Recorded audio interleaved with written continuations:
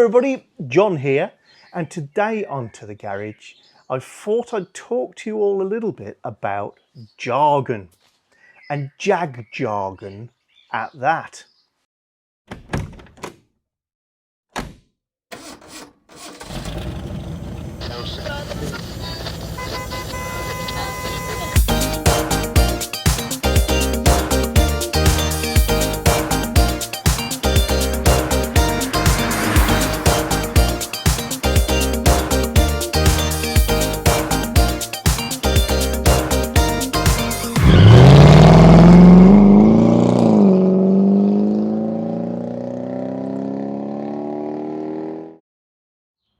One of our fabulous subscribers, Kevin McElligott. If I've pronounced that wrongly, Kevin, I apologise. Raised an issue which was very interesting, and that is that he's an XKR owner. He has a 2002 car, which he's very proud of, but he's a little bit lost in some of the jargon that we're using on the channel, and that made me think, actually, I didn't even recognise I was doing that. I thought I was taking jargon out. But when he used a specific example, it sort of went ding. And that is, I'm a Jag geek. I'm a car geek, but I'm really a Jag geek. And I use model names and code names interchangeably and never give it a second thought. So what Kevin was referencing is, I don't know whether I've got an X400 or an X100. What's going on? What's all these names? Have I got a sports R pack? I've got an XKR. I don't know. I don't know how it works. So I just thought we'd spend a few minutes looking at a few of the basics on this. And it's definitely a subject we'll have to come back to, because there is so much in a way of Jag jargon that if you're into it, you don't even recognize you're using it. So let's just start with, what are we looking at here? Most of us will be watching this video because we've got one, we want one, we like one of these. What is it? So first thing to say is, Jaguar has, in post-war history at least, tended to stick to two model ranges very broadly. It's always had its XJ and it's had its XK. And the XJs are big Jaguar saloons. They're limo style vehicles. They're sporting four-door sedans if you're American. XKs have always been GT cars. Luxurious, long-legged, very powerful, very fast, continent-crushing sports, in inverted commas, cars. So anything with the term XK in it is a Jaguar big sports car. Lots of Jaguar models have really iconic names, and so nobody seems to ever get confused. And the most obvious one is, we have the Jaguar E-Type. And the E-Type is the iconic, beautiful Jaguar. E-Type is a brand almost in itself. It's such a well-known thing. But its actual name is the XKE. And that is a rarely spoken phrase in the UK, but quite a common phrase in the States. Its proper name, its code name is XKE, because it came after a long series of XK cars. And we have the XK120, and the XK120 used to do, allegedly be able to do 120 miles an hour. And there was an XK140, obvious. XK150, obvious. It started to get a bit daft after that, because are we going to call the next model along the XK152? Because it gets harder and harder to say, oh, this does another, it's a 160 miles an hour car. I mean, it wasn't going to happen. So they decided on XKE for the E-Type. And people recognise that. So it's called an E-Type, but its code name is XKE. Then we start moving into, let's look at this shape of car. So I'm not going to go through the whole range of Jaguar models because that's for another day. But this is an XK8. It's an XK. The 8 no longer stands for speed, it stands for the number of cylinders. And that was fine to use on this vehicle because it was Jaguar's first 8-cylinder engine, and it was the car that they launched that 8-cylinder engine in. So it's the first 8-cylinder car. It's the XK Sporting GT 8. It's got the V8 engine in it. Fantastic. And a little later, they brought in the XKR.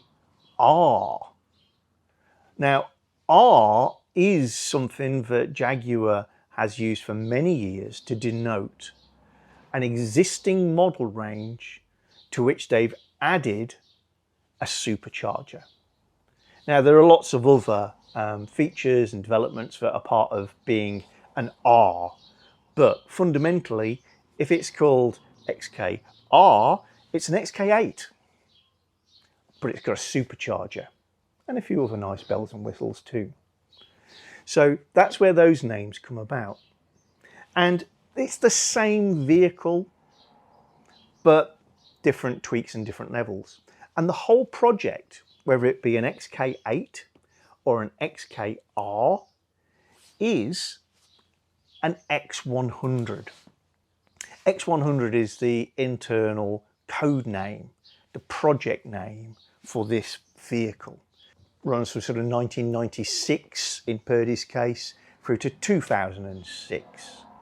And yeah, the bodywork got tweaks to the design over that time. So I have these rubbing strips on, and the last cars won't have those rubbing strips. I have this full fuselage styling with the bodywork that wraps under. The later cars have a plastic oversill that gives it a boxier, more Ian Callum look, but it's still an X100. The body, the underframe, the floor pan, which is basically what we would think of as a chassis these days in monocoque vehicles, the floor pan is an X100. And an X100 is a steel-bodied XK8 built between 1996 and 2006.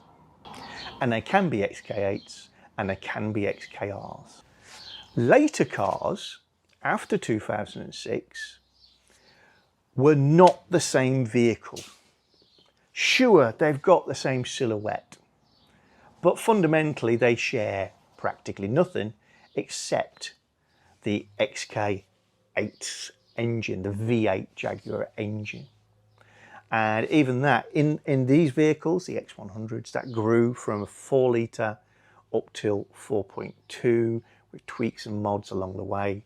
The next generation, the aluminium-bodied XKs, they started off with a 4.2 and then took it on to 5 litres over the term of its production run. And you can get that vehicle with and without a supercharger, the aluminium bodied one from 2006 on. And all of those, that project, that model range, that floor pan with bodyworks and tweaks and trim on top of it is called X150, 150. And it's the next evolution. So for the basis of our community, people tend to be excited about X100s, and there's a lot of love out there for the X150, the much later cars, which are aluminium bodied and are actually different. They don't share any body panels, any parts. So look, sat next to each other, the profile is similar, but every detail is different. Interestingly, what that meant was, although X150 is, as I say, it's the code name, it's the factory name, it leaves absolutely no grey area as to which vehicle you're talking about. When it came to naming the cars for the dealers and for the public, they struggled because I thought, well, if we call it the XK8 again, everybody's going to think it's one of these. What are we going to call it? Well, it's an XK, and it's an 8-cylinder. And we can't go back to the speed thing. So what are we going to do? So rather unimaginatively, in my opinion, they called the later cars XK. And that's it. And it's the only XK that has no third digit.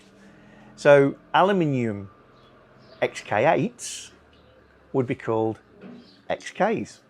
The badge on the back just says XK. An XK with a supercharger therefore becomes an XKR, which is what you call one of these with a supercharger. So again, slightly confusing. Oh, I've got an XKR. I've just bought an XKR. And if you're talking to another Jag geek down at the pub, they're going to go, what year, which one you on about? If you say, oh, it's an X150, they go, oh, okay, I'm with you. It's an aluminium car. And if it's a coupe, it's got a hatchback. And if it's a convertible, it's got a hard tonneau top that covers up the hood, rather than an X100, which, if you've got a coupe, it's got a boot or a trunk. And if you've got a convertible, it's got a soft cover that you take out the boot to cover up the hood. They are entirely different vehicles, just sharing a profile and a market niche, really. So this is an X100. The later cars are X150s. And the same applies with even more complication to the XJ range. So the saloon cars, the big motorway bruisers, have all manner of different code names which help the Jaguar geek quickly identify which is which. But that's for another day. X100, X150. That's the end of this one, guys. Just to start us off really on some of the jargon that I surrender, you know, I don't even recognise I'm using it half the time, and we'll get into it a little bit more. I hope you've enjoyed that and that it's of help to some of you. XK8 and XKR, and that 25th anniversary is marked on the 4th of September 2021, and the Jaguar Breakfast Club, in conjunction with the Jaguar Daimler Heritage Trust at Gaydon, are putting on an event that is expected to draw an awful lot of XK8s and XKRs to show off, join in, chat, and just conspire for a bit of Jaguar goodness. I'm going to be there. Hopefully some of you will as well. And if you want to pop along and say hi, that'd be much appreciated. It is a ticket-only event in terms of displaying your vehicle. So if you're interested in that, go to the Jaguar Breakfast Club site or the Jaguar Daimler Heritage Trust site to find out how to get hold of your ticket. See you soon. If you're enjoying our channel, then don't forget to subscribe and click the little bell icon so you get notifications of new videos. And please give us a thumbs up or thumbs down, and you can share the videos. And below the video is always the area where you can comment and get involved with the chat.